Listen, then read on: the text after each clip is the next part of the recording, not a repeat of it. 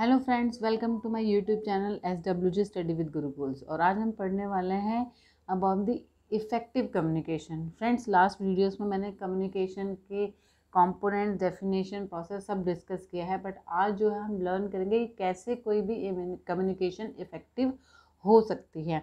तो फ्रेंड, जैसे कि मैंने लास्ट वीडियो में बताया था कि कम्युनिकेशन के टू मोस्ट इम्पॉर्टेंट एलिमेंट्स होते हैं। One is the sender and the other one is the receiver. जैसे कि आप मेरी वीडियो सुन रहे हैं तो इस केस में सेंडर कौन हूँ मैं एंड रिसीवर कौन है आप।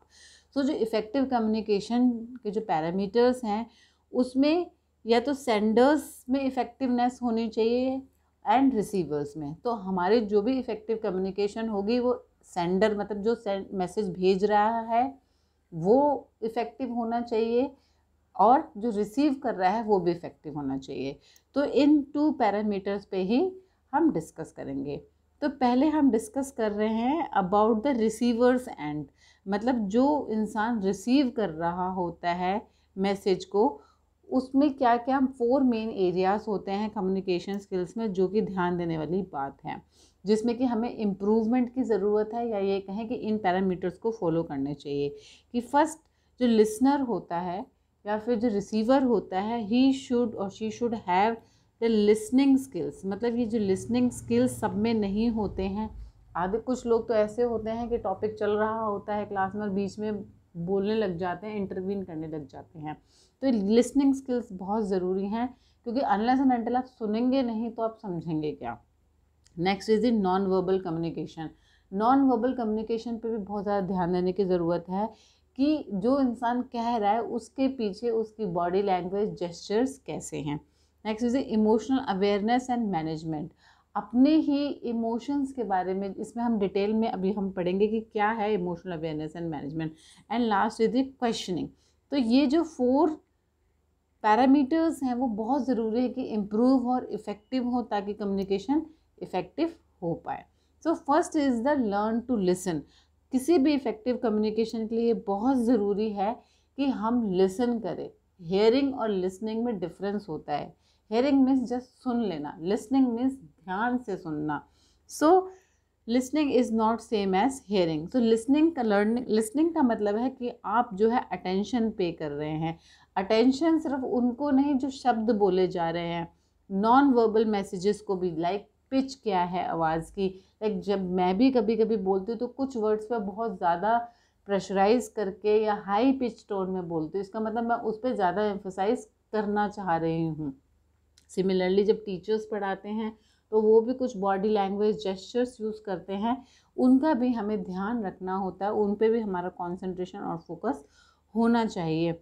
Next is the giving full attention to the person speaking. मतलब एक जेन्युइनली कंसंट्रेशन की ज़रूरत होती है कि what they are saying and what they mean. तो लिसनिंग जो है बहुत इम्पॉर्टेंट है, क्योंकि good listeners use the technique of the clarification reflection to avoid the confusion.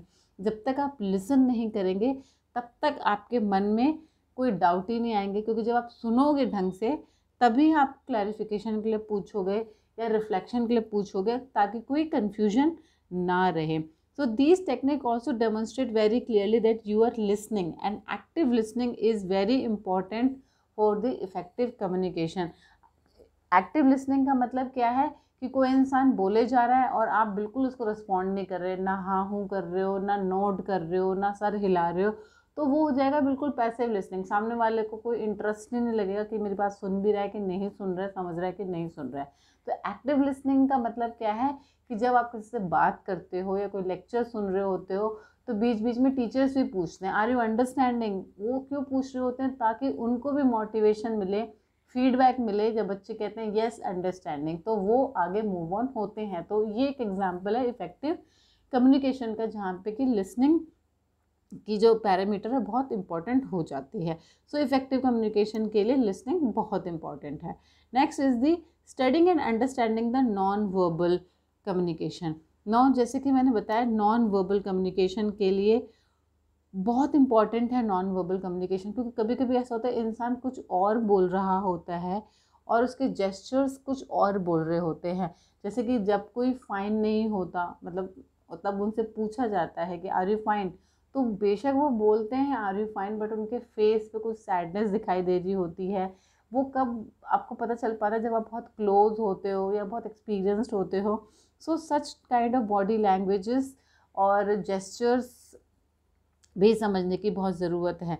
And इसमें सिर्फ जेस्चर्स ही नहीं, tone and pitch of the voice भी इम्पॉर्टेंट है, बॉडी मूवमेंट, आई कॉन्टैक्ट।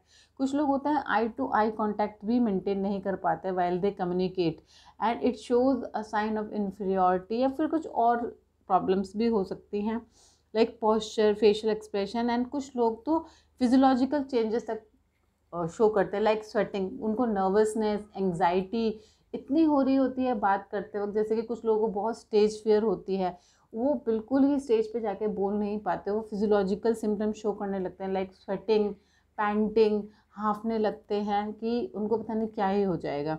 सो सच नॉन वर्बल जो साइंस होते हैं, क्यूज़ होते हैं, ये भी बहुत इंपॉर्टेंट होते हैं जानने के लिए और एक इफ़ेक्टिव कम्युनिकेशन के लिए।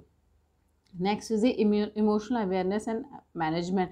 फ्रेंड्स, इमोशंस और कम्युनिकेशंस को हम अलग अलग नहीं कर सकते हैं, क्योंकि हम बोलते ज़रूर हैं कि अपने जब कम्युनिकेट करें तो इमोशंस को साइड में रखना चाहिए, बट दे आर इनडिस्पेंसिबल। मतलब ये इमोशंस हमारी लैंग्वेज और कम्युनिकेशन इतने क्लोजली इंटरट्वाइंड है, इंटर रिलेटेड हैं कि उनको अलग अलग रखना बहुत ज़रूरी है। इसीलिए बोला गया है The understanding our own and other emotions is called the emotional intelligence। और कहा भी गया जो इमोशनल इंटेलिजेंस लोग होते हैं बहुत अच्छे से कम्युनिकेट कर पाते हैं, उनके पास बहुत वाइड रेंज ऑफ स्किल्स होती हैं which include personal and social skills. आपने देखा होगा कुछ लोग जो है बहुत अच्छे से अपनी बात एक्सप्रेस कर पाते हैं, सामने वाले को समझा पाते हैं, उनमें जो है सेल्फ अवेयरनेस, क्योंकि उनमें self awareness, self regulation and motivation skills होते हैं। सेल्फ अवेयरनेस क्या, वो अपने बारे में जानते हैं कि मेरा सेल्फ एस्टीम क्या है, मेरा ईगो सिस्टम क्या है, मेरे ईगो क्लैश कहाँ होते हैं, कहाँ नहीं होने चाहिए। बेसिकली वो अपनी पर्सनालिटी और साइकोलॉजी को जानते हैं, एंड उनमें सेल्फ रेगुलेशन और मोटिवेशन रहता है। सेल्फ रेगुलेशन और मोटिवेशन किस चीज़ का? To keeping them positive and to solving out the problems. And इस सोशल स्किल्स में क्या होता है? एम्पैथी एंड सोशल स्किल्स को बहुत इंपॉर्टेंस दिया गया है। जहाँ की सेल्फ अवेयरनेस की बात करें, उनको अपने इमोशंस के बारे में बहुत अवेयर्ड होते हैं, they are very accurate about the self assessment, and उनमें सेल्फ कॉन्फिडेंस बहुत अच्छा होता है। एंड इन चीज़ों की बहुत इंपॉर्टेंस होती है for the effective communication, and इन्हीं फैक्टर्स की वजह से वो अपनी बात जो है बहुत अच्छे से रख पाते हैं, समझा पाते हैं। Next is the empathy. Empathy is the feeling in other shoes, मतलब दूसरे लोग कैसा फील करते हैं, feeling with the others and to share the emotions, to understand them is called the empathy. And आज के सिनेरियो में जहाँ बहुत ज़्यादा डेवलपमेंट हो रही है और सर्विसेज होते हैं, डिफरेंट डाइवर्सिटी से लोग आते हैं, पॉलिटिकल अवेयरनेस इतनी इंक्रीज़ हो गई है, तो एम्पैथी का और भी इम्पॉर्टेंट रोल हो गया है for the effective communication. Because जब डिफरेंट कल्चर से लोग आते हैं, डिफरेंट कस्टम से लोग आते हैं, इन चीज़ों को ध्यान रख कर जब हम कम्युनिकेट करते हैं कि कुछ ऐसा ना बोले कि सामने वाले कम्युनिटी के लोगों को या सामने वाले फैमिली के लोगों को या क्रीड के लोगों को, कास्ट के लोगों को कुछ बुरा लगे। So it's very important about the empathy. इसको यूज़ करके हम जो अपनी कम्युनिकेशन को बहुत इफ़ेक्टिव बना सकते हैं। Next is a questioning skills. ना क्वेश्चनिंग स्किल्स बहुत इंपॉर्टेंट है, एंड जो कि डायरेक्टली लिंक्ड है विद द लिसनिंग। अगर आप बहुत अच्छे से लिसन करते हो तभी जो है क्वेश्चनिंग स्किल्स आपके बहुत अच्छे से डेवलप हो पाते हैं, क्योंकि जब आप सुनते हैं तभी बहुत सारे क्वेश्चंस आपके मन में आते हैं। And questioning is a very crucial skill to ensure that you have understood someone message correctly और नॉट। मतलब जब कोई आपको डाउट होता है, कन्फ्यूजन होता है, और ये क्लियर करना होता है कि जो मैं समझ रहा हूँ वो सही है कि नहीं है, to getting the more information and to keep your conversation to go on. Questioning skills होना बहुत ज़रूरी है, ताकि आप क्वेश्चनिंग जब करते हो, आप क्वेश्चन करोगे, सामने वाला आंसर करेगा, उसमें से शायद आप कुछ क्वेश्चन करोगे, तो ये एक कम्युनिकेशन चैनल बना रहता है, एंड उसकी वजह से और भी बहुत सारी चीज़ें क्लियर हो सकती हैं। सो ये कहा भी गया है the good listeners are the, जिन गुड लिसनर्स होते हैं उनके क्वेश्चनिंग स्किल्स बहुत अच्छे होते हैं, जैसे कि मैंने पहले बताया। तो friend these were the 4 factors जो कि इम्पॉर्टेंट हैं फ्रॉम द रिसीवर्स एंड। और अब हम डिस्कस करेंगे अबाउट फ्रॉम द सेंडर्स, मतलब जो मैसेज को ट्रांसमिट करता है। जैसे कि राइट नाउ मैं मैसेज ट्रांसमिट कर रही हूँ, तो यहाँ पे मैं एक सेंडर हूँ। सो डू नॉट सिंपली से, मतलब जब बोलते हैं, जैसे मैं भी वीडियो बनाती हूँ तो पहले टॉपिक को इंट्रोड्यूस करती हूँ, I directly don't jump on the topic. तो जब भी आप किसी से बात करना चाहें, एक छोटा सा प्रोसेस अपने माइंड में कर लें कि आपको बोलना क्या है। Just do not speak whatever comes in your mind, instead you should take a movement and play close attention कि what you are saying and how you will say and what you will say. जैसे कि meeting में presentation में करते हैं ना, पहले से पीपीटी बनाते हैं, आप रिहर्स करते हो, फिर जाके बोलते हो। तो सिमिलरली एक छोटा सा रिकैप आप माइंड में बना के ही बात करने की कोशिश करें। शुरू शुरू में ये डिफ़िकल्ट होता है, बट आगे जो है ये एक हैबिट सी हो जाती है। And focus on the meaning word you want to communicate, और फोकस होना चाहिए कि आप बताना क्या चाहते हो सामने वाले को। जैसे राइट नाउ मैं आपको इफेक्टिव कम्युनिकेशन के बारे में बता रही हूँ, तो मेरा फोकस इसी पे होना चाहिए। मेरा ये नहीं होना चाहिए कि मैं कम्युनिकेशन चैनल पे पहुँच जाऊँ।